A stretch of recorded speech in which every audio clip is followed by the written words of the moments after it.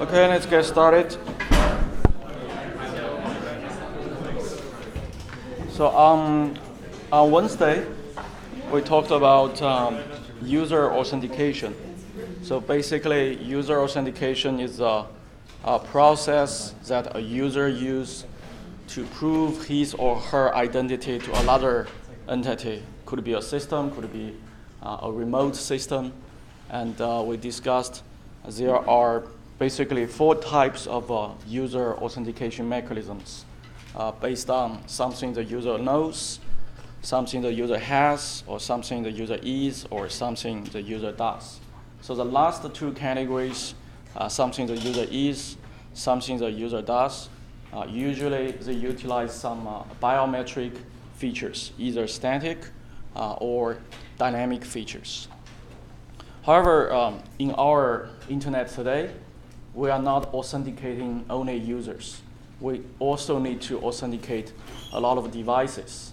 And obviously, the last 2 categories, the user is, the user does, that cannot be easily applied to authenticating devices.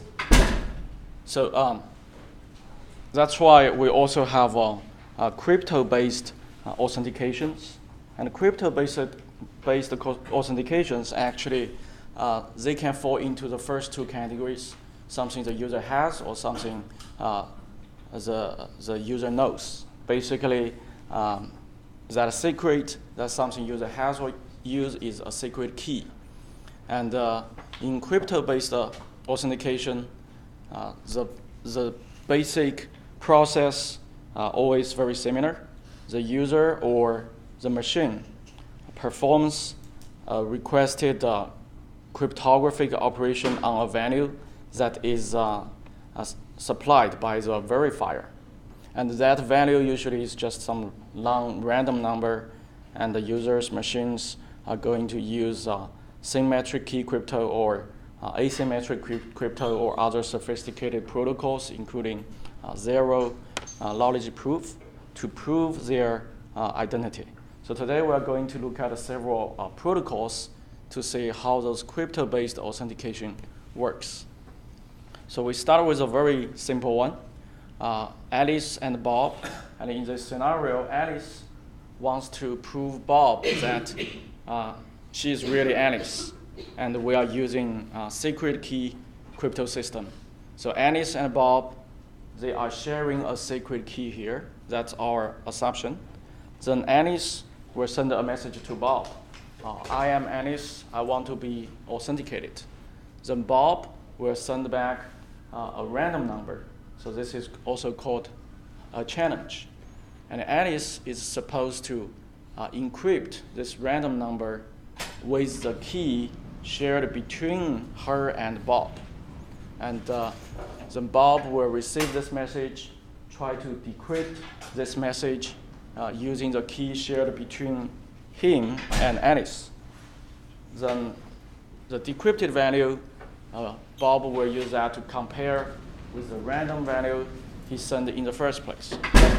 If the value matches, if the value match, which means Alice does know the secret key shared between them. So in this case, then Bob will be persuaded that Alice is who she claims she is. And after that, they can happily communicate with each other. However, this protocol is very simple, but it has many problems. First, only Alice is authenticated. So Bob was never authenticated. Alice authenticated herself to Bob. Bob never authenticated himself to Alice. And second, there is no secret key exchanged in this authentication process. So after that, the communication is still plain text. So if we change this protocol a little bit, Alice still send out a message, I'm Alice, I want to be authenticated, and Bob will generate a random value, they encrypt that random value and send it to Alice, and Alice get that the encrypted value, decrypt it with Alice, with the private key shared between Alice and Bob, and send back the random number. So basically, those two protocols, they are the same, even though they are slightly different, but they do the same thing, and they have the same weakness. And the major weakness is there is no mutual authentication here. So even though this protocol is very simple, but it is actually used in real world. So our phones are using this protocol to authenticate itself to its carrier. So with a little bit change. So let's say you have your phone, no matter iPhone, Android, when you go to AT&T or T-Mobile, they give you a SIM card. And that same card you put in your phone, and that same card shares a secret key with your carrier. So I have a simplified model of the carrier. Basically, we have base station and authentication server. So the phone and the same card, they can be considered as one entity now, and they share a secret key with your carrier. Then when you power on your phone sends out a message to the nearest base station, say this is my IMSI number. So basically this is a number associated with the SIM card. Then the base station will forward that information to the authentication server, and the authentication server will use the IMSI number as the key ID to look for the secret key shared between himself and your SIM card. After it located this secret key, it will generate a random number, and it uses two algorithms to encrypt this random number. So it will use an algorithm called A3 to encrypt this random number using the key shared between the SIM card and the carrier, and that is called SRES. Basically, it's maybe it stands for secure response, and it generates another key called another random number called KC, which is encryption using the key and the random number using another algorithm called A8. So the authentication server will send back those three numbers, R, S response, and KC back to the base station. And this channel between them is trusted channel. Then the base station will use a radio frequency channel to only send the random number back to the phone. Not those two numbers. Those two numbers are kept in the base station. Then when the phone receives this number, it will use the same algorithm A3 and the same key to generate its own S response value. Then send this response value back to the base station. Then the base station can compare if the S response value generated by the phone and the value generated by the authentication server, do they match?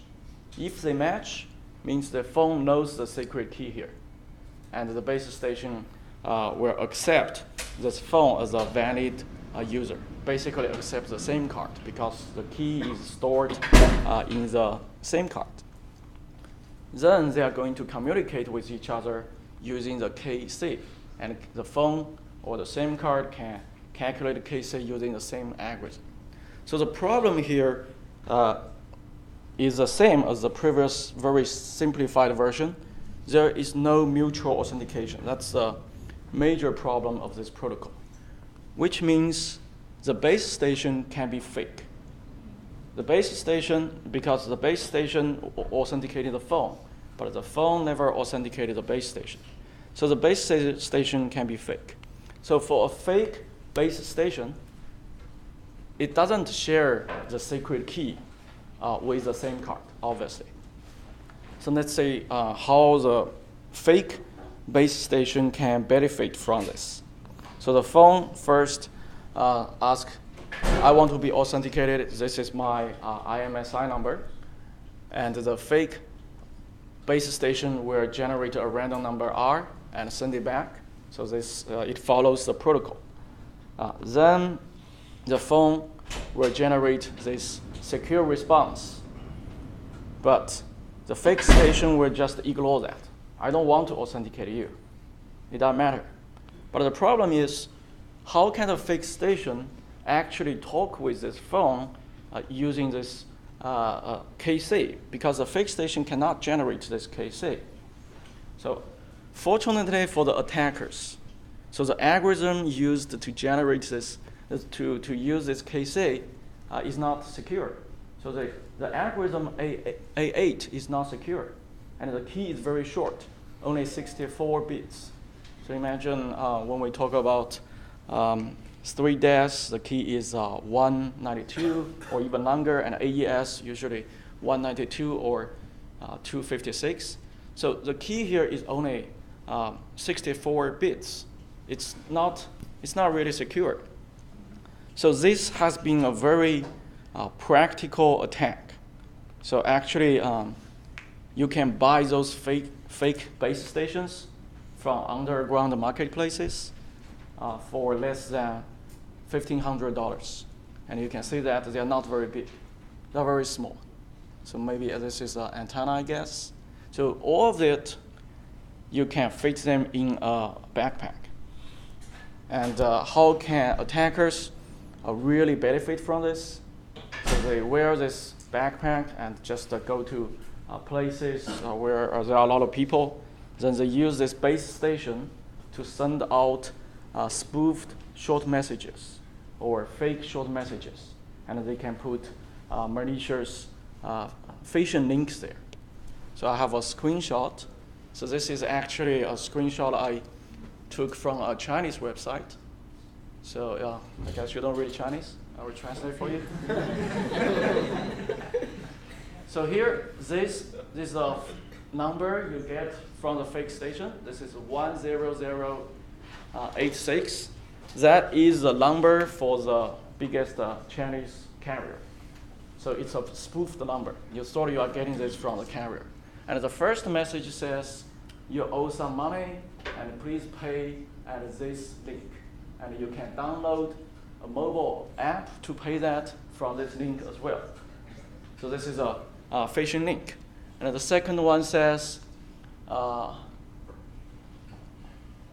is this? Okay. You get some bonus, 300 bonus.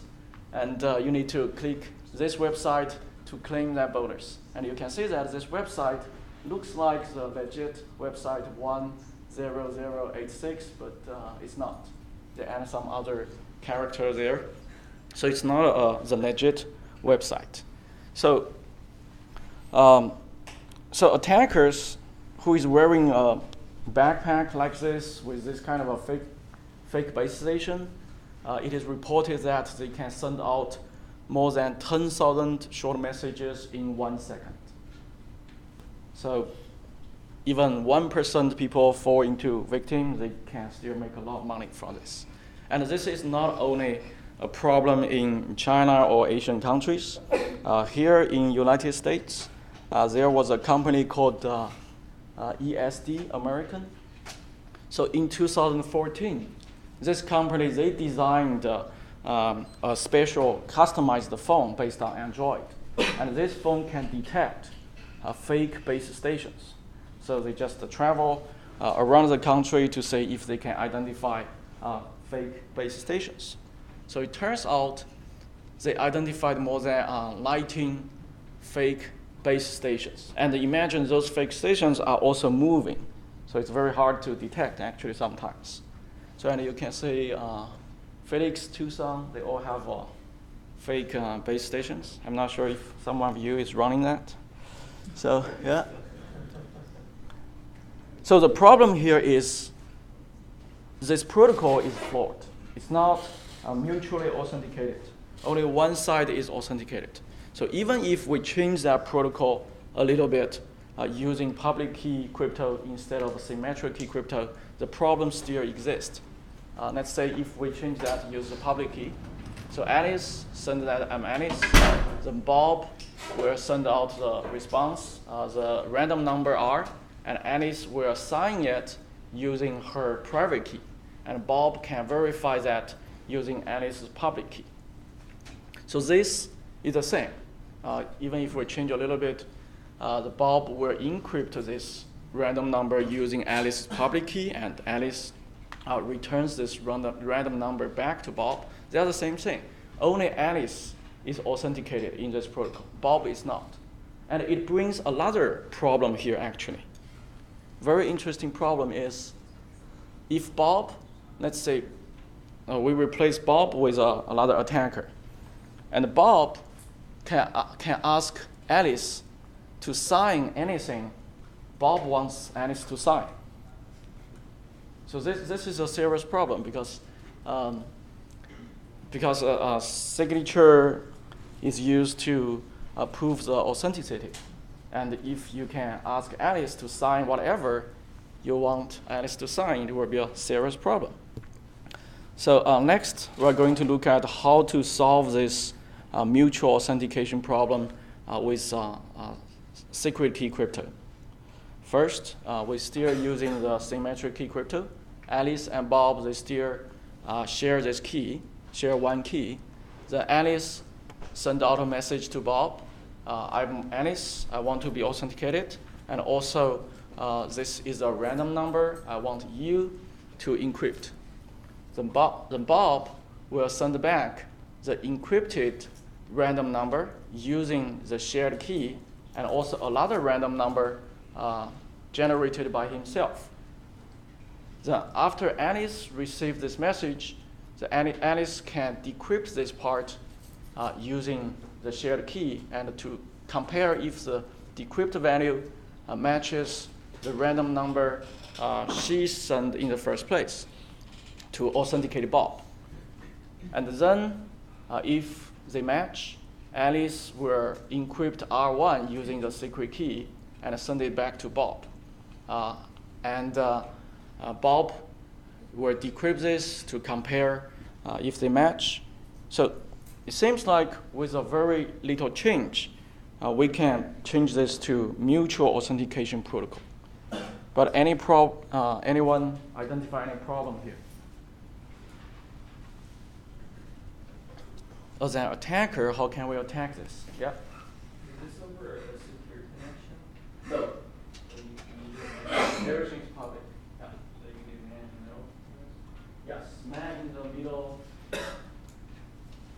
Yes, man in the middle, but it's another problem. Without man in the middle, we can also attack this one. So let's say we have an attacker, Eve. And Eve tries to impersonate Alice. So Eve will send out a message to Bob saying, I am Alice, and this is a random number, R2. And Bob will encrypt this random number and generate another random number, R1, send them back to Eve. And Eve will not verify that, obviously. Then Eve is supposed to send the encrypted R1 back to Bob. And Eve doesn't have the key, so Eve cannot send that encrypted value. But Eve is very smart. Eve will ask Bob to do that for her. How to do that? So Eve will send another message to Bob saying, I'm Alice, or whoever, doesn't matter. Then this is must be Alice, sorry. Then random number. Then Bob will encrypt this R1 with the key shared between Alice and Bob and send back to Eve. Then Eve will take this part and send back to Bob. So Bob will be persuaded that Eve is actually Alice. So this attack is called the reflection attack because you are asking the verifier to do the thing for you. So what we learned from here is in the protocol design, we should never ask the two parties to do the exactly same thing. So if they do the exactly same thing, probably we can use the reflection attack. So there are many ways to avoid doing the exactly same thing. We can use different keys. We can use totally different keys, but maybe we can use some very easy way. So Alice is supposed to use the original key to encrypt, and Bob is supposed to use the key maybe +1 to encrypt. And another lesson is the initiators should be the first person to prove its identity, because if we are in mutual authentication, the initiator should prove his or her identity first before she or he asks the other side to prove their identity.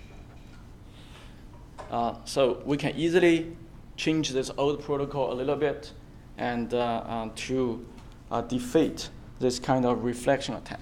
So on the top is the old protocol, and the new protocol looks like this.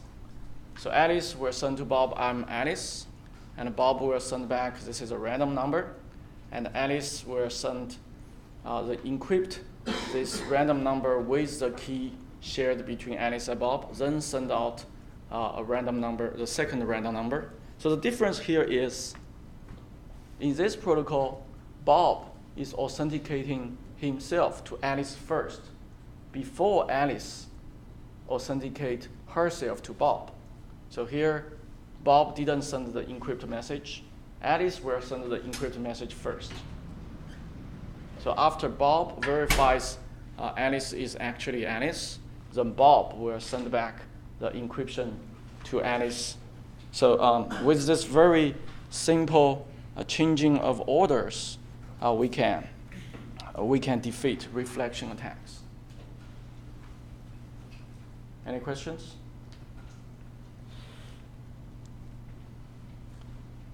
So the other problem with this protocol is there is not really a session key exchange. So it cannot really help the future communications to be encrypted. So, but in most cases, that is what we want. So previously, the GSM example, we say that they encrypt a lot of random value to use a session key. But the problem of that is there is no mutual authentication. So in order to generate this session key between two entities in two-way and with mutual authentication, actually we already studied this before. There is an approach. We can use DiffieHellman key exchange. So first, Alice and Bob, they can establish a session key with DiffieHellman key exchange. But the DiffieHellman key exchange, there is a problem. There is no authentication there. So we can bring authentication there with public key crypto. So Alice and Bob, in the DiffieHellman key exchange, they are supposed to sign the value they send to each other. That value usually is called a DiffieHellman public key. So any attackers, they cannot learn anything about the session key because it's DiffieHellman, we studied that before, and because each party is authenticated, there is no way to do man-in-the-middle attack. And if we do not want to do this two-way authentication, in some cases we don't need two-way authentication. For example, for SSL, to verify the identity of website, whenever you launch your browser, you visit a HTTPS website, your browser is only authenticating the server, and the server never authenticate your browser or you. So in that case, we can also use DiffieHellman key exchange, but we don't have to use two-way authentication. Only the server needs to sign that public key, and your browser doesn't need to sign that. So basically, this is how we can achieve mutual authentication and share the session key at the same time. But still, all those protocols have a problem.